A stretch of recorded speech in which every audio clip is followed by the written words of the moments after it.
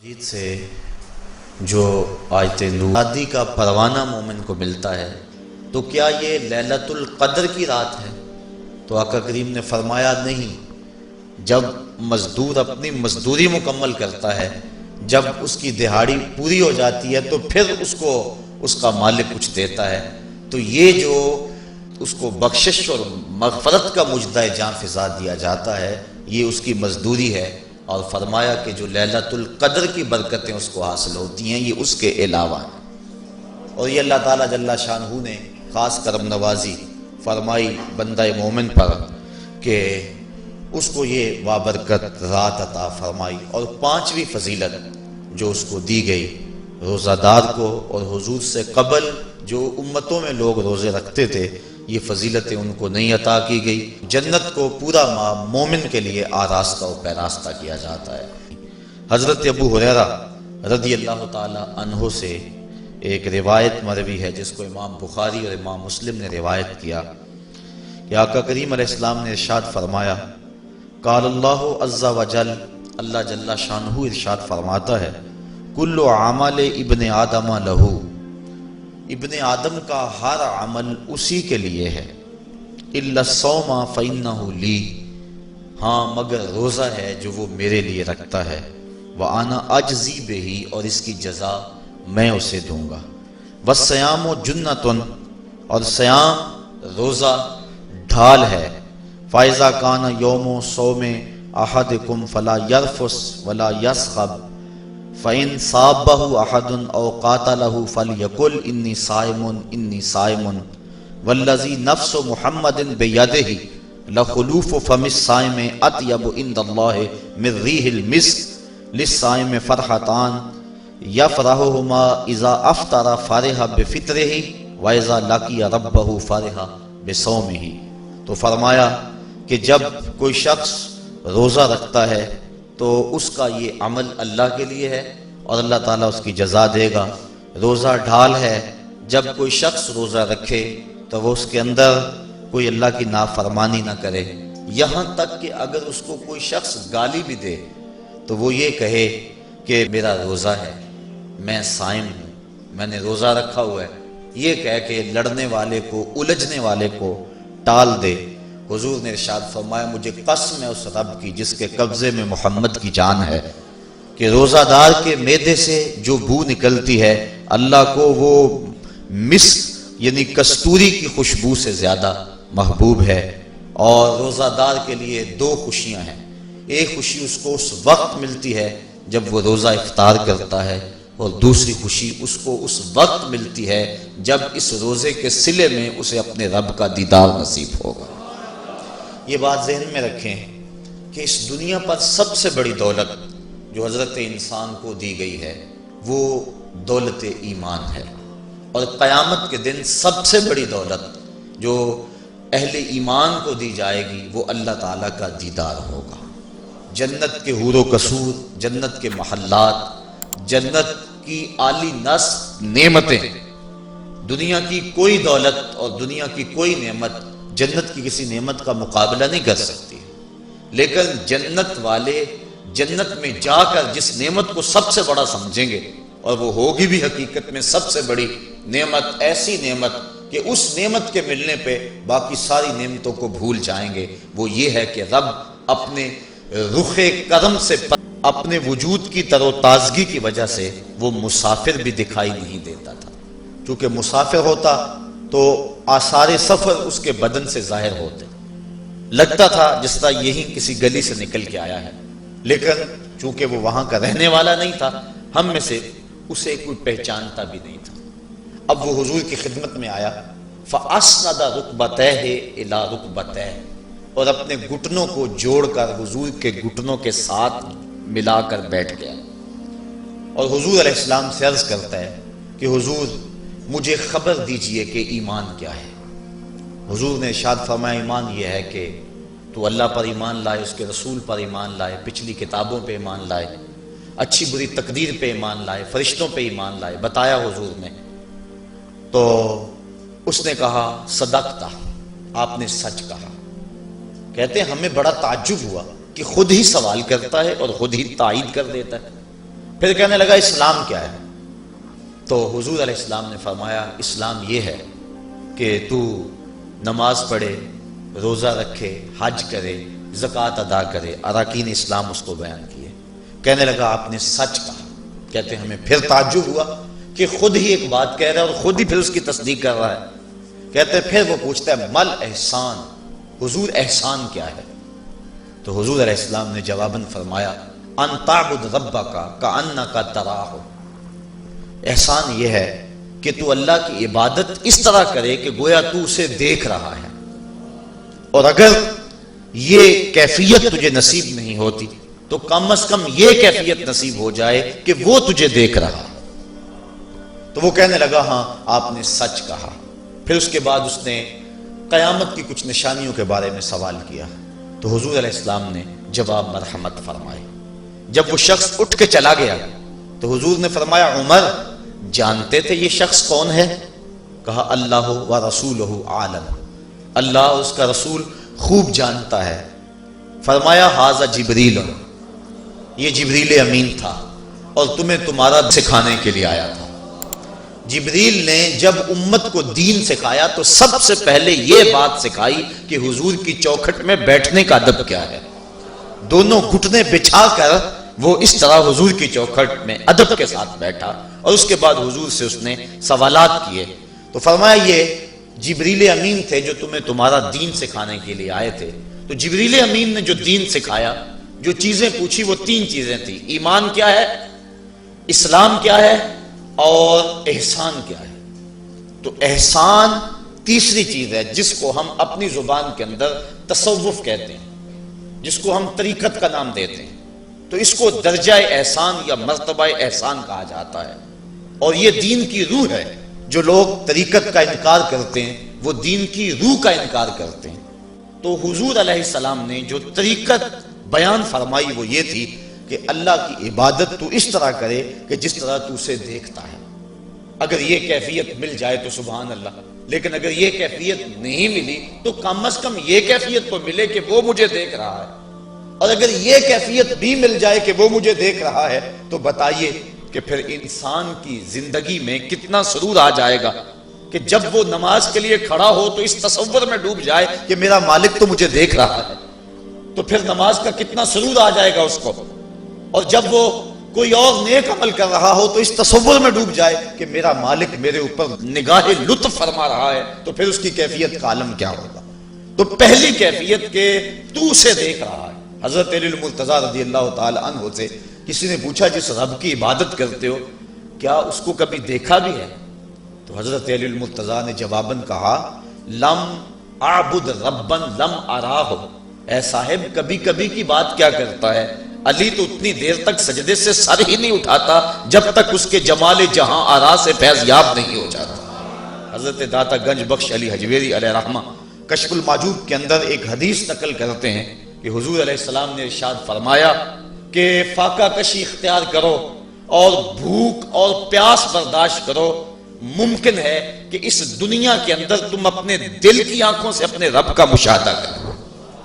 تو یہ جو مرتبہ احسان ہے، جو مومن کا مقصود ہے، وہ اس کو حاصل ہوگا روزہ رکھنے سے۔ اور اگر چلو کسی روزہ دار کو یہ کیفیت نہ ملے کہ وہ اپنے رب کے جمال جہاں آرا کو دیکھ لے، اس کے جلووں کو دیکھ لے، اس کے دیدار کی دولت سے مالا مال ہو جائے، اس کا دل اس کی محبت میں ایسا ڈوبے کہ وہ جدھر دیکھے اسی کے جلووں کو ہی دیکھتا چلا جائے، اگر روزہ دار کو ایسی دولت نہ بھی نصیب ہو تو کم از کم روزہ دار کو یہ دولت تو ضرور ملے گی کہ وہ اس احساس میں ڈوب جائے گا کہ میرا رب مجھے دیکھ رہا ہے۔ گناہگار سے گناہگار شخص بھی کڑکتی ہوئی دوپہر میں ٹھنڈا پانی دستیاب ہونے کے باوجود ایک گھونٹ بھی حلق سے نیچے نہیں اتارتا، کیوں؟ اس لیے کہ میرا مالک تو مجھے دیکھ رہا ہے۔ تو یہ احساس اس کو آیا کہ نہ آیا؟ کاش کہ رمضان میں یہ نور جو ہم کو نصیب ہوتا ہے، یہ رمضان کا خاص نور ہے، مرتبہ احسان سے پھوٹتا ہوا یہ اجالا رمضان میں ایک گناہگار سے گناہگار شخص بھی حاصل کر لیتا ہے کہ وہ اس احساس میں ڈوب جاتا ہے کہ میرا مالک مجھے دیکھ رہا ہے۔ کاش کہ وہ اس کو اندر سمو لے اور اس کو دل کی ایک ایک پرت پہ رکھ لے اور اس کو سجا لے اور اس دولت کو پھر جانے نہ دے تو پھر اس کے لیے گناہ کرنا مشکل ہی نہیں محال ہو جائے گا۔ اس احساس سے پانی نہیں پیتا کہ میرا اللہ مجھے دیکھ رہا ہے، تو کیا مجھے یہ بتاؤ کہ جب وہ دکان پہ بیٹھ کے ڈنڈی مارتا ہے کہ اللہ اس وقت نہیں دیکھتا؟ جب وہ کسی کی جیب کاٹتا ہے اللہ اس وقت نہیں دیکھتا؟ جب وہ رشوت لے رہا ہوتا ہے اللہ اس وقت نہیں دیکھتا؟ کہ اللہ تعالیٰ صرف رمضان میں دیکھتا ہے، غیر رمضان میں نہیں دیکھتا؟ تو یہ احساس کاش کہ اس کے ساتھ لگ جائے کہ میرا مالک مجھے دیکھ رہا ہے، تو پھر گناہ کرنا مشکل ہی نہیں ناممکن ہو جاتا ہے۔ 7ویں کوٹھڑی میں جب سارے دروازے بند کر کے بت کے اوپر موٹا کپڑا ڈال کے زلیخا بولی ہے تالک یوسف اب آ جاؤ نا، اب تو کوئی نہیں دیکھ رہا ہے، تو یہی احساس تھا جس نے روشنی دی۔ قال معاذ اللہ، کہا اللہ کی پناہ، تو اپنے معبود سے موٹی چادر ڈال کر چھپ گئی، لیکن میرا خدا تو 7ویں کوٹھڑی میں بھی دیکھ رہا ہے۔ پھر اتنی روشنی برسی، اتنے اجالے اترے کہ گناہ کیا، گناہ کا تصور بھی محال ہو گیا۔ تو یہ یقین، یہ اذعان کہ میرا مالک مجھ کو دیکھ رہا ہے، انسان کے لیے گناہ کو مشکل ہی نہیں ناممکن بنا دیتا ہے۔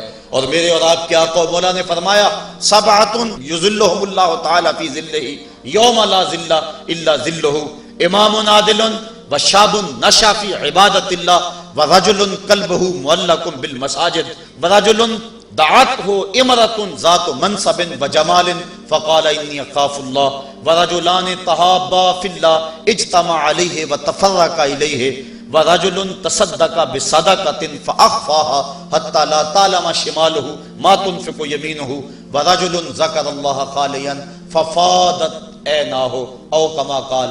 حضور ارشاد فرماتے ہیں کل قیامت کے دن جب کوئی سایہ نہیں ہوگا، 7 اشخاص ایسے ہیں اللہ تعالیٰ جنہیں اپنے عرش کا ٹھنڈا سایہ نصیب فرمائے گا۔ حدیث طویل ہے اور مجھے وقت کے گزرنے کا شدت سے احساس ہے، میں اپنا مقصود آپ کے سامنے رکھوں گا۔ چوتھا شخص وہ وَرَجُلٌ دَعَتْهُ امْرَأَةٌ ذَاتُ مَنْصَبٍ وَجَمَالٍ فَقَالَ إِنِّي أَخَافُ اللَّهَ۔ چوتھا وہ شخص جس کو کسی عورت نے دعوت گناہ دی، اور وہ عورت کوئی معمولی عورت نہیں تھی، ذات و منصب و جمال، ایک روایت میں ذات و حسب و جمال، یعنی منصب اور جمال کی مالکہ تھی، یا حسب و نسب اور جمال کی مالکہ تھی، اور اس نے نوجوان کو دعوت گناہ دی۔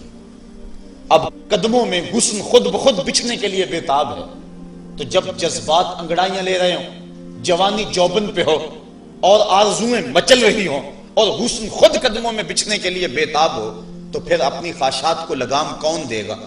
لیکن اگر کسی نے اس وقت یہ کہہ کے اس کی پیشکش کو ٹھکرا دیا انی اخاف اللہ، میں تیری بات کیسے مانوں، مجھے رب سے بڑا ڈر لگتا ہے۔ حضور فرماتے ہیں جب کسی عورت نے اس کو دعوت گناہ دی، یا کوئی مرد کسی عورت کو دعوت گناہ دینے لگا، تو اس نے کہا انی اخاف اللہ، میں تیری بات نہیں مان سکتا کہ مجھے اللہ سے ڈر لگتا ہے۔ حضور فرماتے ہیں کل قیامت کے دن جب سورج 7 میل پہ ہوگا اور زمین تانبے کی ہوگی، لوگ پسینے میں شرابور ہوں گے، اللہ پورے قہر و غضب اور جلال میں ہوگا، لوگ برہنہ اٹھائے جائیں گے، پسینے سے شرابور ہوں گے، ندامت ان کے چہرے پہ چڑھی ہوئی ہوگی، لیکن 7 اشخاص میں سے ایک شخص یہ ہے کہ قیامت کے دن جب کوئی سایہ نہیں ہوگا، اللہ اسے اپنے عرش کا ٹھنڈا سایہ نصیب فرما دے گا، کہ جس نے برائی کو یہ کہہ کے ٹھکرا دیا کہ میرا رب مجھے دیکھ رہا ہے اور میں اس سے خوف کھاتا ہوں۔ امام یافعی نے روض الریاحین کے اندر یہ واقعہ لکھا ہے کہ ایک نوجوان کپڑے کی دکان پہ کام کرتا تھا، ایک عورت آئی، اس کا اس جوان پہ دل آ گیا، اس نے کپڑا ضرورت سے زیادہ خرید لیا اور مال کے دکان سے کہنے لگی جوان کو میرے ساتھ بھیج دو، میری گٹھڑی بھاری ہے، گھر چھوڑ آئے۔ مال کے دکان اس کی نیت سے آگاہ نہ ہو سکا، اس نے نوجوان کو ساتھ بھیج دیا۔ جب وہ اس کو گھر لے گئی، اندر داخل کر کے دروازہ بند کر لیا اور دعوت گناہ دینے لگی۔ اس نوجوان نے کہا انی اخاف اللہ، میں اللہ سے ڈرتا ہوں، لیکن وہ ڈرتا تھا، وہ تو نہیں ڈرتی تھی۔ اس نے ہر قسم کا ڈورا پھینکا، ہر جتن کیا، ہر ہیلا آزمایا، لیکن وہ نوجوان قابو نہ چڑھا، چونکہ وہ صرف حسین ہی نہیں اللہ کا ولی بھی تھا، صرف اس کا چہرہ ہی روشن نہیں تھا، اس کے من میں بھی اجالے تھے، اور اس نے بڑی کوشش کی، لیکن نور کو رسیوں میں جکڑا تو نہیں جا سکتا۔ خیر، اس نوجوان کے دل میں آیا کہ یہ شیطان کا خطرناک روپ ہے، کہیں ایسا نہ ہو کہ میں اس کے پنجے میں پھنس جاؤں۔ اس نے ایک بہانہ کیا اور باتھ روم میں چلا گیا، جو پخانہ کیا اس کو اپنے بدن پہ مل لیا اور اسی حالت میں باہر آ گیا۔ جب اس عورت نے دیکھا اس کا نشہ حرن ہو گیا، دروازہ کھول دیا، اس نے کہا یہ تو کوئی مجنون ہے، یہ تو کوئی پاگل ہے۔ اس نے دل ہی دل میں اللہ کا شکر ادا کیا کہ میرا بدن گندا ہو گیا، میرا من تو ستھرا رہا۔ کائنات کا سب سے حسین چہرہ وہ ہے جو جنسی کالک سے محفوظ ہو۔ تو وہ باہر گیا اور باہر ایک چشمہ ابل رہا تھا، وہاں جا کے اس نے غسل کیا۔ امام یافعی لکھتے ہیں جب تک وہ زندہ رہا اس کے جسم سے مشک و عنبر کی خوشبو آیا کرتی تھی، اور جب وہ مر گیا لوگوں نے اس کو دفن کر دیا، یہ خوشبو اس کی قبر کی مٹی سے بھی آیا کرتی تھی۔ تو جو اللہ سے ڈرا کہ میرا مالک مجھے دیکھ رہا ہے تو اللہ تعالیٰ اس کی کیسی ناز برداریاں فرماتا ہے، اس کے اوپر کتنے کرم اس کے اترتے ہیں۔ تو کہا کہ وہ شخص جس نے اللہ سے ڈر کر گناہ کو چھوڑا، کل قیامت کے دن جب کوئی سایہ نہیں ہوگا اللہ اسے اپنے عرش کا ٹھنڈا سایہ نصیب فرما دے گا۔ تو یہ رمضان کا فیض ہے کہ انسان بے شمار گناہوں کے باوجود بھی تڑپتی کڑکتی دوپہر کے اندر بھی ٹھنڈا پانی اپنے منہ کے قریب بھی نہیں لاتا، وضو کرتے ہوئے بھی احتیاط کرتا ہے، غسل کرتے ہوئے بھی احتیاط کرتا ہے کہ کوئی قطرہ حلق سے نیچے اتر نہ جائے، اس احساس میں کہ میرا رب مجھے دیکھ رہا ہے۔ یار روزے کا اور کیا ثمرہ چاہیے کہ وہ جو دولت صوفیاء نے زندگیاں کھپا دی، جس دولت کو حاصل کرنے کے لیے، مرتبہ احسان کو پانے کے لیے روزے دار نے سحری کھائی، ابھی جو ہے وہ سحری کا وقت ختم ہوا تھا کہ یہ احساس اس کے ساتھ لگ گیا، اور وہ تنہائی کے اندر بھی اللہ سے ڈرتا ہے اور کھانے پینے سے باز رہتا ہے، اس تصور کے ساتھ کہ میرا مالک مجھے دیکھ رہا ہے۔ روزے کا ایک ثمر اور ایک پھل یہ ہے کہ بندے کو تقوی کا نور نصیب ہوتا ہے، اور اللہ تعالیٰ نے یہاں قرآن مجید کے اندر جہاں روزے کی فرضیت کا ارشاد فرمایا، وہاں ساتھ یہ بات فرمائی کہ اس لیے تمہارے اوپر روزہ فرض کیا گیا ہے تاکہ تم متقی بن جاؤ۔ یہ مقصد روزہ ہے، اللہ یہ چاہتا ہے، ورنہ اس کو کیا ضرورت ہے کہ بندے کو بھوکا اور پیاسا رکھے، وہ تو چاہتا ہے کہ یہ برائیوں سے باز آ جائے۔ بلکہ بخاری شریف کی حدیث ہے، حضور علیہ السلام نے ارشاد فرمایا من لم یدع قول الزور والعمل به فلیس للہ حاجۃ فی ان یدع طعامہ وشرابہ، جو شخص جھوٹ اور جھوٹے کام نہیں چھوڑتا اللہ کو اس کے بھوکا اور پیاسا رہنے کی کوئی ضرورت نہیں ہے۔ اللہ نہیں چاہتا کہ وہ بھوک اور پیاس کی مشقت گوارا کرے، اس کا تو مقصود یہ ہے کہ اس کے دل کے اندر اس کی خشیت پیدا ہو جائے، اسی لیے اس نے روزہ ہمارے اوپر فرض کیا ہے، ورنہ وہ کیسے چاہتا ہے کہ میرا بندہ بھوکا رہے؟ ایک ماں نہیں چاہتی کہ میرا بیٹا بھوکا رہے، اور جو 70 ماؤں سے زیادہ پیار کرتا ہے اس نے کیسے چاہ لیا کہ میرا بندہ بھوکا رہے؟ ماں کے پیار کو دنیا کے کسی ترازو پہ نہیں تولا جا سکتا، اور جو مالک ہے، ماں کو اتنا پیار بیٹے سے کس لیے ہے؟ اس لیے کہ اس نے بیٹے کو جنم دیا، جس نے جنم دیا اس کو اتنا پیار ہے تو جس نے تخلیق کیا اس کو کتنا پیار ہوگا؟ تو ماں نہیں چاہتی میرا بیٹا بھوکا رہے تو مالک نے کیسے چاہ لیا؟ چلو آؤ پھر ماں کی گود میں آ جائے۔ ماں بیٹے کی آنکھ میں ایک آنسو بھی گوارا نہیں کرتی تھی، بیٹا ہو گیا بیمار، ماں لے گی ڈاکٹر کے پاس، اس نے جو دوا تجویز کی وہ کڑوی تھی، ماں نے زبردستی لٹا لیا، بیٹا پیتا نہیں، ماں نے منہ کھولا اور کڑوے سیرپ کے قطرے اس کے حلق میں ٹپکا رہی ہے، بچہ چیختا ہے، لیکن جو وہ سیرپ کے قطرے حلق سے نیچے اترتے چلے جاتے ہیں ماں کو قرار آتا جاتا ہے، اس کو طمانینت ملتی جاتی ہے۔ ماں کیا صفاق ہو گئی؟ نہیں۔ اس کا پیار چھن گیا؟ نہیں۔ اس کی ممتا رخصت ہو گئی؟ نہیں۔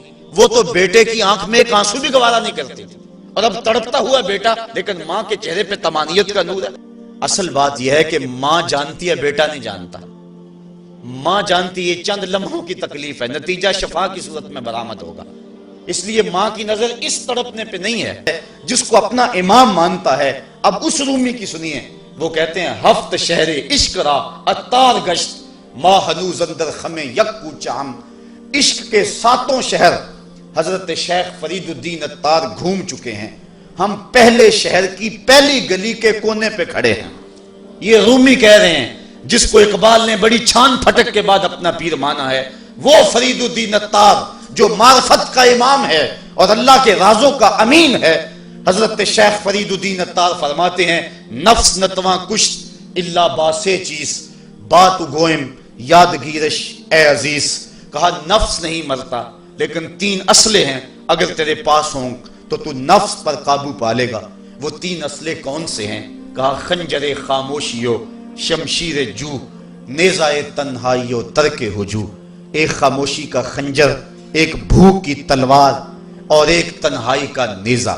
اگر یہ 3 اسلحے تیرے پاس ہیں تو نفس پہ ٹوٹ پڑے ان اسلحوں کو لے کر، تو تیرا نفس تیرے قابو میں آئے گا۔ اس کے علاوہ کوئی اور ذریعہ نہیں ہے اس نفس کو قابو کرنے کا۔